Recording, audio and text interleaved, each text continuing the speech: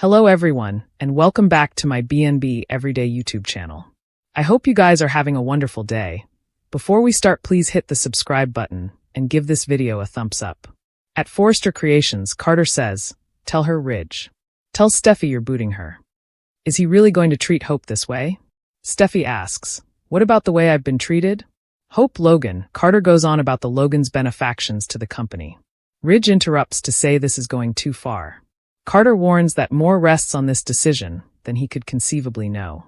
He says the future of Forrester Creations will no way be the same if they don't heed his advice. Carter insists he's coming from a place of respect for the both of them and the company. Steffi doesn't hear important respect in his tone. He's principally ordering them to heed his advice. Carter raises his voice as he reminds them they put him in his position for a reason. Ridge says they trust him. Carter yells, "Prove it. Change your decision on Hope for the future, and change it right now, before it's too late." Ridge frowns. Before it's too late? What's that supposed to mean? At the cabin, Brooke tells Hope she really did try with Finn since he's the one person who can get through to Steffi before it's too late. Hope muses. Time may formally be running out. Brooke asks what she means. Hope flashes to Carter putting his name on the LLC paperwork as Brooke asks if commodity is going on that she doesn't know about. Hope feels she's at a major crossroads in her life, and everything could change in a moment. Brooke is sorry about all of this, but she'll get through it, and she'll support her any way she can. Hope appreciates that. Brooke says she has lots of support. Hope smiles. For formerly in her life, she thinks she's with a man with the strength and conviction to really stand by her side. They go over Carter's good rates.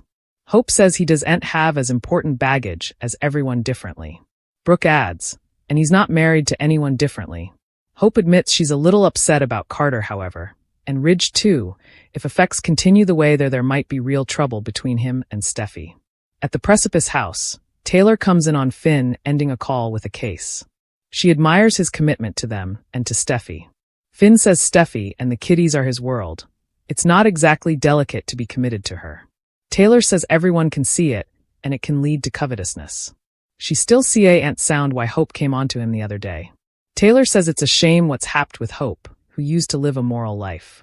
Finn agrees. It's disturbing. He allowed. They had a fellowship, but a true friend would no way do what she did. The worst part was that she tried to gaslight him and Steffi, as though they couldn't see what was going on. She's been a loose cannon for a while now. Taylor says it's concerning, wondering what she might do next, and how it'll affect her son. They bandy Hope fighting for times not to come like her mama. It's estimable she lasted so long. Finn thinks Taylor's allowed to have her passions about what Hope is doing. Taylor worries if Hope continues to be out of control, it could hurt Steffi. At Forrester, Steffi tells Carter it's done. Hope for the future has been cut. Carter rails that it was a particular decision. She used to understand the value of the line. Buyers of her line will eventually buy couture. Ridge interjects. That may be, but Carter cuts him off. "Stop talking to me like I'm some hand. I help run this company too. We're mates in this. I get that Steffi is your son, but she's wrong." He wouldn't let her steer the company in the wrong direction over some contest. Steffi gawps. "You wouldn't let it." Carter says that's right. What she did to Hope was terrible. She's chastising her because her hubby was in the wrong place at the wrong time. "You have to stop this madness." Steffi asks, "Before what? It's too late?" Carter says, "Yeah, before it's too late." He wants Hope's line reinstated and to have some healthy exchanges about his offer. Ridge sighs. Steffi tells Carter, "Enough. What has happened to you?" They've heard his ideas multiple times, and it's not passing. He keeps defending Hope. She doesn't know what's going on with him, but she's losing faith in him. Steffi admits it may be kindly. Particular. She's okay with losing some buyers if it means she doesn't have to work with that wine. Carter's expression darkens. Steffi nods. "Yeah, Carter, you heard me. Hope Logan is a wine." At the cabin, Brooke recaps that Hope is upset that this whole situation could affect Carter's relationship with Ridge and Steffi. Hope thinks they could turn down from him because he's defending her and her line. Brooke too. Anyone at Forrester who may feel ungrateful or cast away. He's putting his neck on the line for the killers and is risking it all. I hope it doesn't come to, Brooke asks, come to what, squeeze? Hope just hopes he doesn't cross any lines trying to get through to Ridge and Steffi. Brooke can see the effect Carter has on her. You make a great platoon. Hope thinks that together they can achieve anything. Brooke hugs her and says she's there for her whatever she needs. Brooke's phone dings and Hope encourages her to go do her thing. Brooke prays that Steffi comes to her senses and realizes she shouldn't fire her or cancel her line. Taking her phone, she heads out the door. Formerly alone, Hope recalls Carter saying by the end of the day their lives could be changed. She sighs, "If only you knew, Mama." At Forrester, Carter intones, "Hope is a wine?" Steffi confirms she's a back-pecking wine.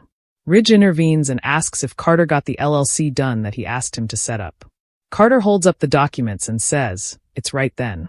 He hands it over and Ridge sits down to subscribe it as Steffi thanks Carter for getting it done. Her pater. S been stressing about it. Carter says they both have to subscribe. Steffi comes over and she and Ridge sign on all the spotted lines as Carter watches warily.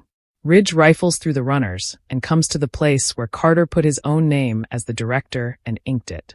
He grunts, "Carter Walton. Why did you subscribe this? What's going on?" Remy will continue to play innocent as he reconnects with Elektra at Il Giardino.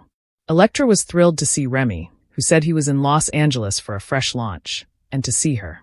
Of course, Remy will presumably spin this just right and avoid raising any red flags as he updates Elektra on his plans. Although Remy is surely Elektra's snooper, she supposedly doesn't realize it, and will suppose it'll be nice to have a familiar face in LA.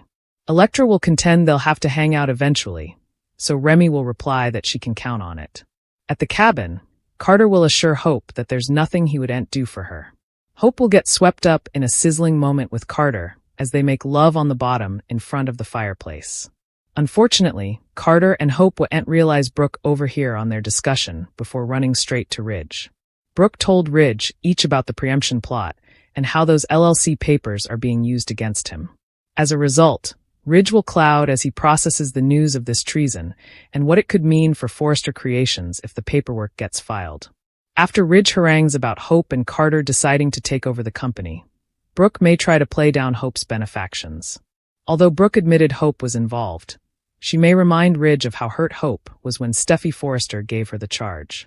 Still, Ridge may argue that Hope easily merited it if she was willing to be in cahoots with Carter and sink this low. Indeed, if Brooke reminds Ridge that Carter's the bone who duped him with the LLC papers, he's not going to give Hope a pass. That said, Ridge will feel most betrayed by Carter since he trusts him and considers him like a family.